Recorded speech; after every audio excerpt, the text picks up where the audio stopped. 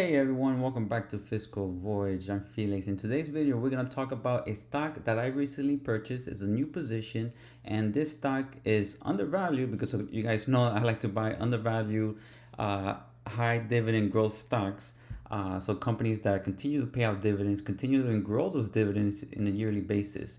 So this stock that I'm going to cover is undervalued and a dividend growth stock, and is in the auto industry. So let's get started with it. So the stock we're covering and that I purchased is Magna International Inc. This is a Canadian company. So I'm going to read a little description profile of the company. It designs, engineers, and manufactures components, assembly, systems, subsystems, and modules for original equipment manufacturers, so OEM equipment of vehicles and light trucks worldwide.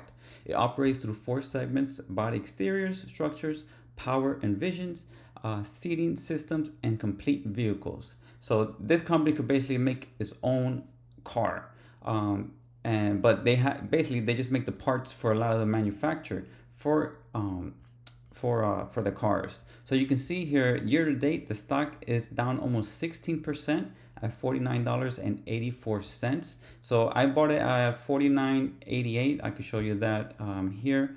If you go to my trade, my orders, you see here Magnum filled at 49.96 is where I filled about 60 shares of this stock, around $3,000 of capital used for this. And we're gonna go more in detail why I purchased shares and some technical analysis later in this video. So make sure to continue watching. So a little more stats on this company. You can see here is near the 50-week low. Right over here, this dot 46.71 is the 52-week low. It has a great forward PE ratio of 8.3, which is really low. And I'll show you, compared to its 5-year history and its long-term history, this is really low PE rate, forward PE. Earnings are expected to be around $6, and it currently has a yield of 3.81, so it's outstanding yield. So I get around 4% in income with my capital that I invested in, net market cap of $14.3 billion. So if we look at fast graph, first off, this stock, if I remove the price, is very cyclical. It has this up and downs in earnings. You can see here it's not straight like some of the other companies that I like, but because of the high, the undervaluation and the expected growth, that's why I purchased shares, and its consistency with the dividend. So let's go back to the price. You can see here at the 8.82 blended PE, this stock normally on the max year frame, it has a blended PE or normal PE around 11 at 10.95. So we're getting almost 2 PE or 1 PE lower, and with the higher yield, because the yield, of course, with the dividend has been increasing, so that increases the yield if the the stock price goes lower. You can see, as a Canadian company, it has the S&P credit rating of A- and a low long-term debt to capital ratio. There is one thing I really don't like about this company overall, and I'll show you shortly. But for now, let's continue with this. And we shorten this time frame because I don't like to look at. I like to use the max frame to kind of see the whole picture of the company.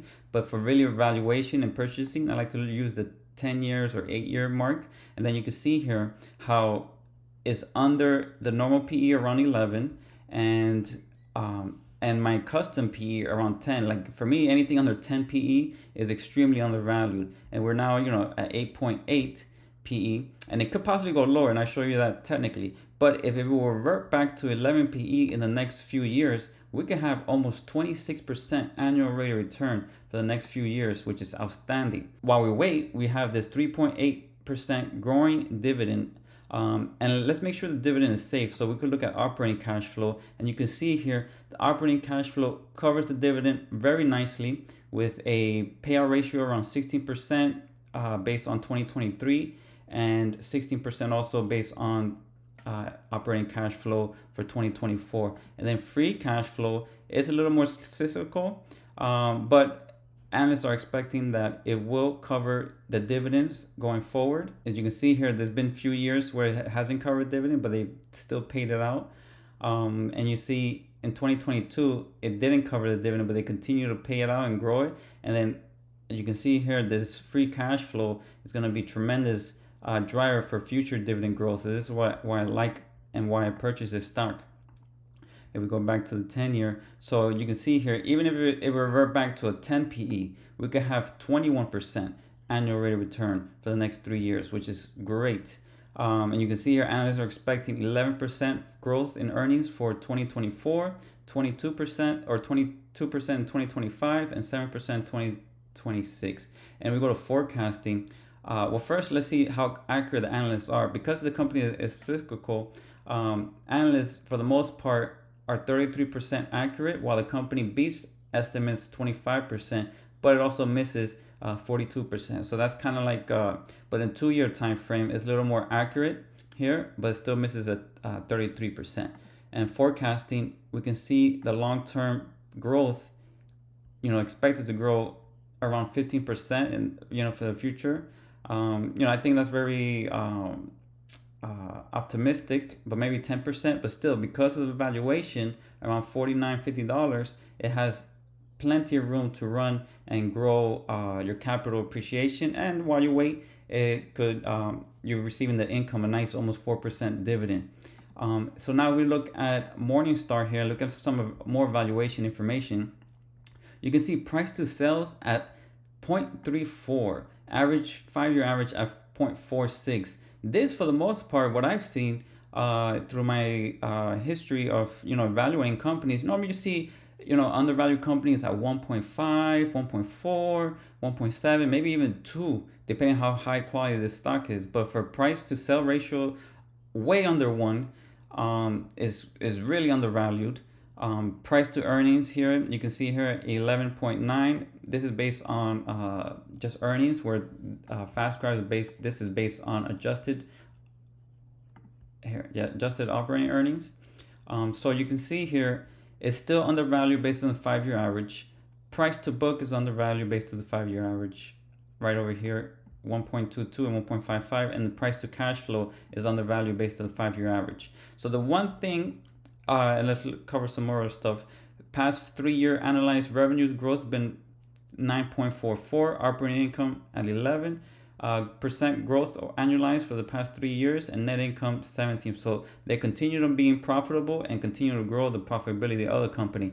Interest coverage, very good ratio here of 7.6, and debt to equity at 0.6. This is why the company has a S&P credit rating of 8-, which is highly investment grade. So if we go to operating performance, this is one thing that, kind of like, I don't like over here, net margin. So their profitability is very tight. Net margin is extremely tight at 2.83 versus the 5-year average of 3.19. So that is lower than the 5-year average. So this is really a concern here. But I'm going to show you in a Morningstar equity analyst report that they are expected to increase net margin, and I'll show you shortly. Return on asset at 4.04. This is lower. Again, these are some of the metrics that this is where you want trailing 12 months to be higher than the 5-year average. So they are lower. So it's not great, but I think it's because of the fact that they had 2020, 2022, 2020, this up and down, negative 35% earnings, negative 20% earnings. So kind of like this is what has been going on here. But as you can see, earnings are expected to increase going forward. So if we go back to here, if I go to MAG and then go into fundamentals, and you can see some price targets, some analysts. So they give a consensus of a hold with an average target of 63.73, and a lot of these analysts are in that price range around $60 to $70. So the high of 77, the mid of 63, and the low of 52. So, and then I just bought it at $49 and some change, or a little under 50. So I'm already expected to be positive. I don't think in the coming weeks, because what's going on in Israel, I think the market and technically is going to go lower, but I'll show you shortly. And if we go to tip rank ratings over here, you can see that the price target around $60. A lot of the people are saying hold, and then Morningstar gives it a 4-star rating, and it probably because it hasn't updated yet, it's probably be a 5-star with the current price now. And we go to the equity. I'll show you what the Morningstar report, why I like the net margin. See here, they haven't updated this, so, and they give a fair value of $71.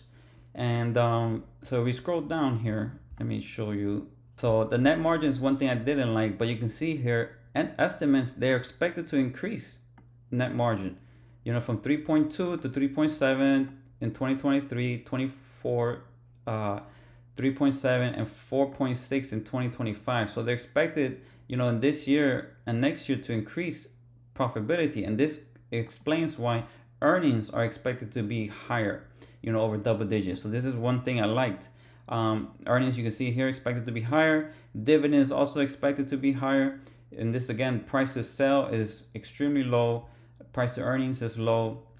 Forward price to earnings, price to book is low. So this is all the things that I like to see in undervalued companies. And now let's go technically. So I purchased shares. So let's look at the weekly. So you can see here at this $45 to $48, $49 is a big support area. If it breaks this, then we have this one little week here with a low of 43, possibly strong support, because this bounced very strong from 43 all the way to $103. So that was a big jump. So this is a big support area. But recently, this is the current support area around the $45 range. The next support will be this $43 here. And then after that, it has all the way to crawl back down to $25 before it finds support. But I don't think it'll reach that, because we can see here, earnings are expected to be higher. It's possible that it could get that low, but I doubt it. And other reason is, if we go back to the chart here and look at monthly, you can see here it has the monthly 200 moving average around $40. So this is where I think it will stop, around the $40, and this is where I'll add more shares. So I was a little early here because $50, $100, $30, $40 are big time price action support or resistance area. So this is why I decided to buy and open a position at around $50, because I don't want it to just start bouncing at $50. But it's possible that it could go down here. Now I will add more around the $46 to $45 range, around this low of the support area. This is where I'll add more shares. And the next level of support that I see will be the $40. This is where I'll add even more and then become a full position of owning Magna here at $40. And then again, the final support is this $30 area here, because you see a support here, and then COVID support here. Obviously it went lower, but it was like a flash crash and then just bounced from there. So this is why the $30 area will be the last support, and this is where you kind of just buy a lot more and make it a full position, maybe overweight position in your portfolio, if nothing has changed fundamentally and earnings are still continuing expected to grow. But overall, I like this stock. You can see here, this is why I bought shares in here. And if we look at the 3-month chart, you can see it's right at the 3-month 50 moving average right here, $50.05, and then $47.50. So 3-month is stronger than the monthly chart. So the 3-month chart is stronger than the monthly chart. So this is another reason why I decided to open a position at this area, because you can see here it bounced over here, near here it bounced. It went under here in 08, 09 crash, but then it took over it and then bounced again here, and then it bounced here as well. So I'm expecting another bounce here to drive it back higher, because earnings are expected to grow, because price follows earnings. Obviously you get your price fluctuations, daily, monthly, weekly, and all this stuff, but eventually you can see here, has price grown, so has earnings. You see earnings has been growing. So that's why price grows. So earnings is growing. So price will eventually follow earnings. So this is why I like Magna International, and this is why I purchased shares of this stock. Let me know in the comments if you own shares of this stock or own any shares in the auto industry of some sort, and let me know. And if you like this video, hit the subscribe button and like the video as well for YouTube algorithms, so more people could see and enjoy these type of videos. So thank you for watching, and I'll see you on the next one.